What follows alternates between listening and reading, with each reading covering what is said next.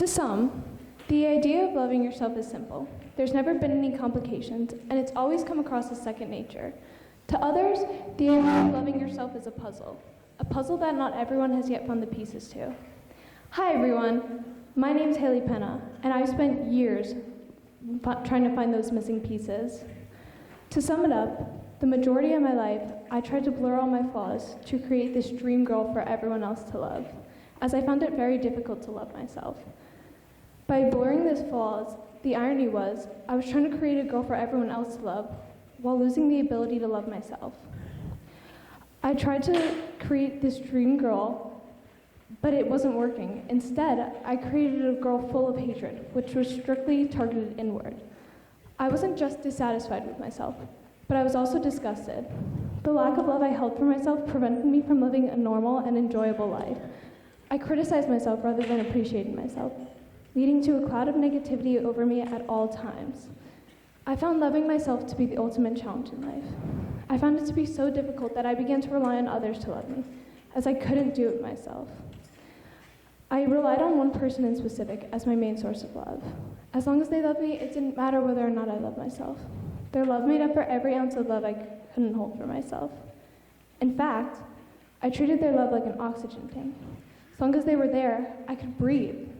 But the second they left, I realized I hadn't learned how to breathe on my own.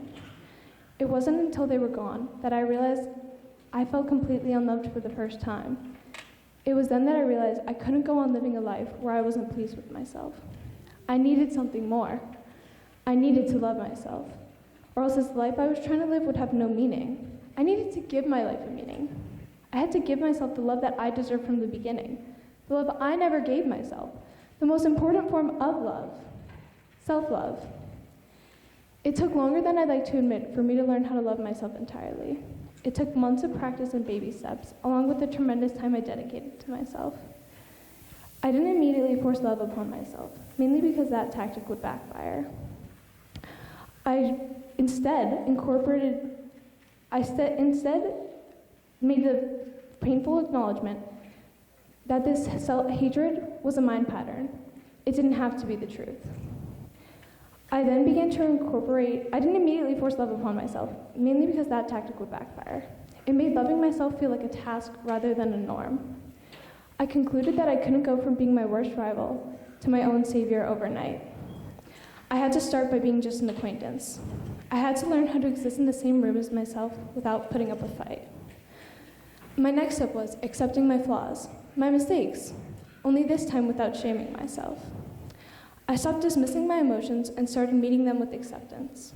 It wasn't an easy overnight shift, but rather the daily practice of reminding myself that how I felt was allowed. I then began to incorporate rejected parts of myself by treating myself with the same compassion I would give a friend. From there, I would act in my best interest. I would show up for myself daily, act based off of who I am rather than who everyone else wanted me to be, and choose myself even when others didn't. Sometimes you have to choose yourself despite the emotions involved. It's one of the hardest moments in loving yourself.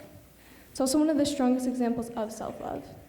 Even when it means being the villain in someone else's story, to be the hero in your own. This mending process, it felt endless at times. But I would do it all over again if it meant being able to love myself at the end of the day. I now get to appreciate my life to the fullest and wear a genuine smile upon my face day after day, all because I never gave up on myself. Loving myself is now subconscious, and I have myself to thank for that. Though, I used to think that I was the only one staring at these missing puzzle pieces. But as I began to heal, I looked around and I realized I wasn't alone. In fact, I was in the majority. An estimate suggests that 85% of people worldwide struggle with the lack of self-love. It's the bulk of people you see in a day.